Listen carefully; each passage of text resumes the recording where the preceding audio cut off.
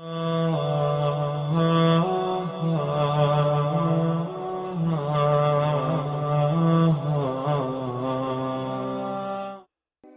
درس کربلا کا ہے کہ خوف بس خدا کا ہے۔ مکہ سے کربلا تقریباً 1731 کلومیٹر ہے۔ یہ فاصلہ گوگل میپ کے مطابق 18 گھنٹے بذریعہ مشینری مطلب گاڑی وغیرہ میں طے کیا جا سکتا ہے، مگر آج سے 1381 سال پہلے یہ فاصلہ ایک مشکل اور تکلیف دہ راستہ تھا، جس پر امام حسین رضی اللہ عنہ نے اپنا سفر 8 ذی الحج 60 ہجری یعنی 10 ستمبر 680 عیسوی کو اپنے اہل خانہ کے ساتھ شروع کیا۔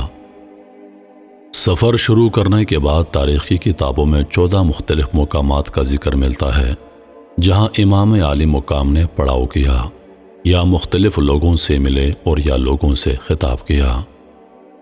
نمبر 1، الصفا۔ یہ پہلا مقام تھا۔ امام اس جگہ پر عرب کے مشہور شاعر الفرزدق سے ملے اور اس سے کوفہ کے حالات پوچھے۔ شاعر بولا، کوفہ والوں کے دل آپ کے ساتھ ہیں اور ان کی تلواریں آپ کے خلاف ہیں۔ شاعر نے امام کو کوفہ جانے سے روکا، مگر آپ اپنا سفر شروع کر چکے تھے۔ نمبر 2، ذات ارق۔ مکہ سے کوفہ جاتے ہوئے یہ دوسرا مقام ہے جو مکہ سے تقریباً 92 کلومیٹر پر ہے۔ اس مقام پر امام اپنے کزن عبداللہ بن جعفر سے ملے اور اس مقام پر عبداللہ ابن جعفر نے اپنے دونوں بیٹوں اون اور محمد کو امام کی خدمت میں پیش کیا اور ساتھ ہی امام کو کوفہ جانے سے روکا، جس پر امام نے جواب دیا، میری منزل اللہ کے ہاتھ میں ہے۔ نمبر 3، بطن الروما۔ یہ مقام ذات ارق سے کچھ کلومیٹر آگے ہے۔ یہاں امام نے قیس بن مشیر کے ہاتھ کوفہ والوں کو خط لکھا اور یہاں امام کی ملاقات عبداللہ بن موتی سے ہوئی جو عراق سے آ رہا تھا۔ عبداللہ نے امام کو آگے جانے سے روکا اور بولا، کوفہ والوں پر بھروسہ نہیں کیا جا سکتا، وہ اہل وفا میں سے نہیں ہیں، مگر امام نے اپنا سفر جاری رکھا۔ نمبر 4، زرود۔ حجاز کی پہاڑیوں پر یہ ایک چھوٹا سا ٹاؤن تھا اور یہاں پر حجاز کی پہاڑیوں کا سلسلہ ختم ہو جاتا ہے اور عرب کا تپتا ریگستان شروع ہو جاتا ہے۔ یہاں امام کی ملاقات زہیر ابن القین سے ہوئی۔ اسے جب پتہ چلا کہ امام کس مقصد کے لیے جا رہے ہیں تو اس نے اپنا تمام سامان اپنی بیوی کے حوالے کیا اور اسے کہا کہ تم گھر جاؤ، میری خواہش ہے کہ میں امام کے ساتھ قتل ہو جاؤں۔ نمبر 5، زبالہ۔ اس مقام پر امام کی ملاقات 2 آدمیوں سے ہوئی جن کا تعلق عرب کے قبیلے اسدی سے تھا۔ انہوں نے امام کو کوفہ والوں کے ہاتھوں جناب مسلم بن عقیل کی شہادت کی خبر دی۔ امام نے فرمایا، بے شک ہم اللہ کے لیے ہیں اور اس کی طرف لوٹ کر جانے والے ہیں، اور بے شک وہ ہماری قربانیوں کا حساب رکھنے والا ہے۔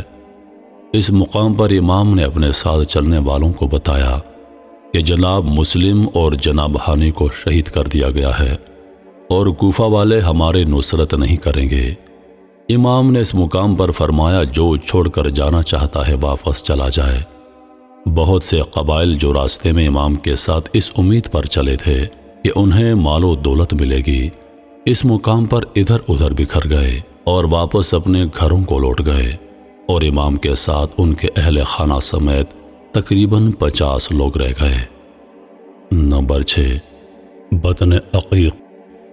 اس مقام پر امام اکرمہ قبیلے کے ایک آدمی سے ملے جس نے امام کو آگاہ کیا کہ کوفہ میں آپ کا کوئی دوست نہیں۔ کوفہ کو یزید کے لشکر نے گھیرے میں لے لیا ہے اور اس کے داخلی اور خارجی راستے بند کر دیے ہیں، آپ کوفہ تشریف نہ لے جائیں۔ یہاں بھی امام نے اپنا سفر جاری رکھا۔ نمبر 7، سورت۔ اس مقام پر امام نے رات بسر کی اور صبح اپنے قافلے سے کہا کہ جتنا پانی ہو سکتا ہے ساتھ لے لیں۔ نمبر 8، شرف۔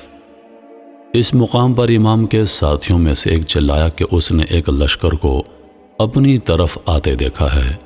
امام فوراً قافلے کا رخ موڑ کر قریب کے ایک پہاڑ کے پیچھے لے گئے۔ نمبر 9، ذو حسم۔ اس مقام پر امام کی ملاقات حر اور اس کے 1000 سپاہیوں سے ہوئی جو پیاسے تھے۔ امام نے سب کو پانی پلانے کا حکم دیا اور بذات خود بھی سب کو پانی پلایا اور جانوروں کو بھی پانی پلایا گیا۔ اس مقام پر ظہر کی نماز ادا کی گئی اور سب نے مل کر امام کی امامت میں نماز ظہر ادا کی۔ اس مقام پر امام نے حر اور اس کی فوج سے خطاب کیا اور فرمایا، مفہوم، او اہل کوفہ، تم نے میرے پاس اپنے قاصد بھیجے اور مجھے خطوط لکھے کہ تم لوگوں کے پاس کوئی امام نہیں اور میں کوفہ آؤں اور تم لوگوں کو اللہ کے راستے میں اکٹھا کروں اور تم لوگ میری بیعت کر سکو۔ تم لوگوں نے لکھا کہ آپ اہل بیعت ہیں اور ہمارے معاملات کو ان لوگوں کی نسبت جو نا انصافی کرتے ہیں اور غلط ہیں بہتر طریقے سے حل کر سکتے ہیں، مگر تم لوگوں نے اپنا ارادہ بدل لیا ہے اور منکر ہو گئے ہو اور اہل بیعت کے حقوق نہیں جانتے اور اپنے وعدوں سے پھر گئے ہو تو میں واپس چلا جاتا ہوں۔ حر کے لشکر نے امام کو واپس جانے نہیں دیا اور انہیں گھیر کر کوفہ کے بجائے کربلا کی طرف لے گئے۔ نمبر 10، بیضا۔ امام اگلے دن بیضا پہنچے اور اس مقام پر پھر حر کے لشکر سے خطاب کیا۔ آپ نے فرمایا، لوگو، رسول اللہ نے فرمایا ہے جو شخص ایسے بادشاہ کو دیکھے جو ظالم ہو، اللہ کے حرام قرار دیے گئے کو حلال کہے، خدائی عہد و پیمان کو توڑے، سنت رسول کی مخالفت کرے اور اللہ کے بندوں پر گناہ اور زیادتی کے ساتھ حکومت کرتا ہو، تو وہ شخص اپنی زبان، اپنے فعل اور اپنے ہاتھ سے اس بادشاہ کو نہ بدلے تو اللہ کو حق پہنچتا ہے، ایسے شخص کو اس بادشاہ کی جگہ جہنم میں داخل کر دے۔